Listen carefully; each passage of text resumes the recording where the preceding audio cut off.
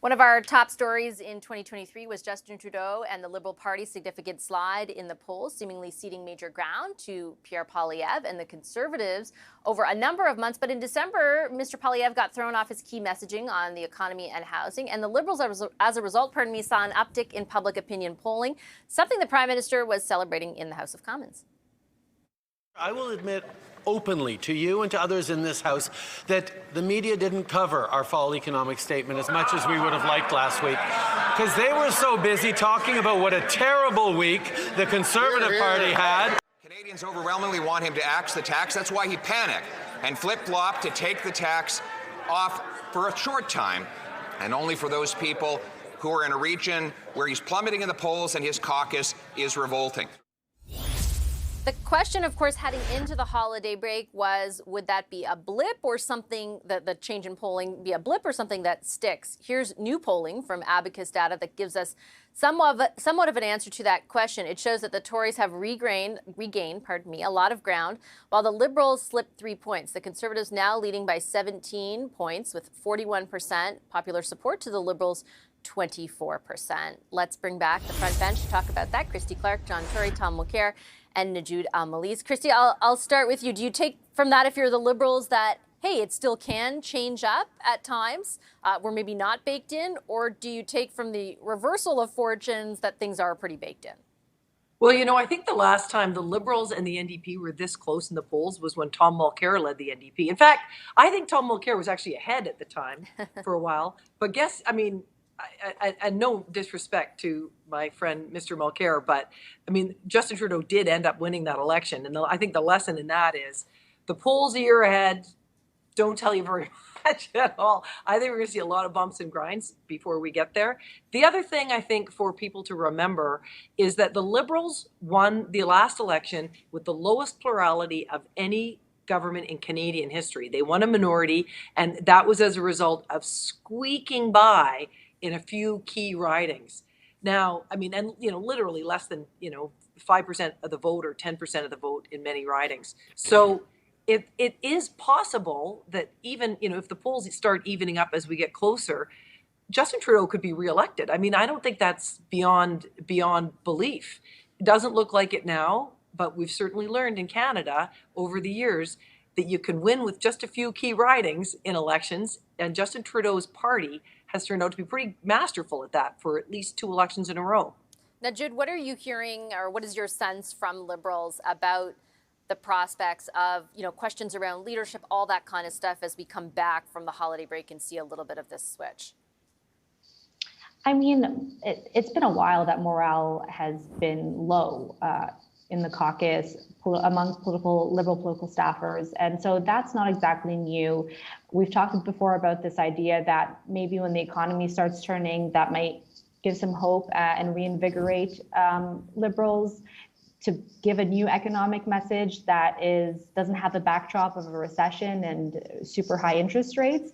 And so, I mean, what we've seen over the last few months is that this trend has continued where the Liberals are struggling despite their efforts to pivot. Like, you think of the cabinet shuffle in the summer, the efforts to put Chrystia Freeland and other cabinet ministers in front of media every week and get them to talk about their economic agenda, put out these little small announcements just to try to build any kind of momentum on housing, on anything.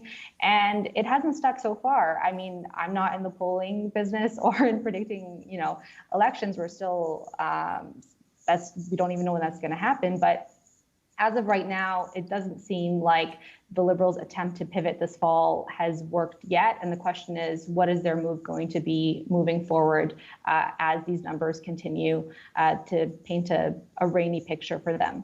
John, what's your guess as to the answer to that question? Well, I think that I'll preface my answer by saying, as I've said here before, being 17 points behind with 2 years to go to an election is only superseded by being 17 points behind with 2 weeks to go. It's a long way. But, I mean, they have to be disconcerted by the fact, I'm sure they were hoping that they would get a trend, even if it was a 2-month trend, where they were, closer to the Conservatives than they are. But I think they're not going to get closer until the economy improves. And if those interest rates, as everybody seems to be suggesting, start coming down in the spring, if other economic news is okay, then I think you'll see they have a chance to come back, because you never can rule anybody out, including Mr. Trudeau and his party. I think they also have to stop with these things that interrupt people maybe thinking other than about things like even the vacation. I mean, I happen to think it's a bogus kind of argument. He followed the rules and got advice and did whatever he was told to do. And if they don't like those rules, then they should change them. But I think that these are the kinds of things that get people talking about that, and that isn't helpful to helping to dig out of a hole that you're in if you're the Prime Minister and his party. But I think if the economy improves, I wouldn't put it past them having a resurgence in the polls at all and making things more competitive. As Christy said, there's a lot of places where it's very competitive, and they just need a bit of a boost in order to hold seats. And our system works on the basis of how many seats you win. They've lost the popular vote in the last 2 elections, I think. So if that happens again, they could still win the election. The interesting part is there are very competitive races, but when you break it down regionally and even by demographic, there are some changes in the Conservative-Liberal matchup, Tom, now versus even 2 or 3 years ago. And by that, I mean the Conservatives are more popular than they were in younger demographics, conventionally, that they couldn't count on.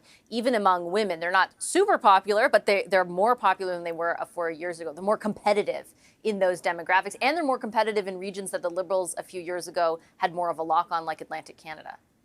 Yeah. But building on something that John just said, mentioning, that this the whole story that keeps coming back about the trip and the holiday. It's the very fact that it's coming back. It's not that the ethics commissioner, Conrad von Finkenstein, didn't say it was okay. It's just that it keeps coming back, and it brings back everything else.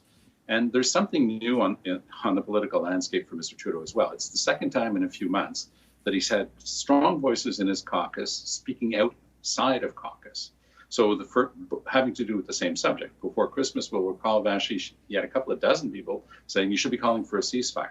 And that wasn't the government's position, and it wasn't Trudeau's position, but they were saying that out loud and becoming very public with it.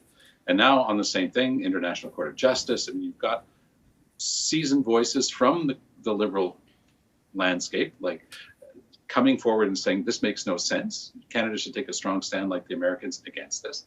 And at the same time, he's got voices in his caucus coming forward. I think that is a sign that internally, people are starting to judge what's happening. Trudeau's hired a couple of very strong new people around him.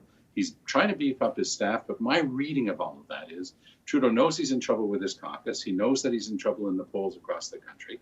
Yes, we're still a fair bit away from the next election, but it's telling a story right now. It's no longer a single portrait. It's a movie. It's giving a much bigger picture.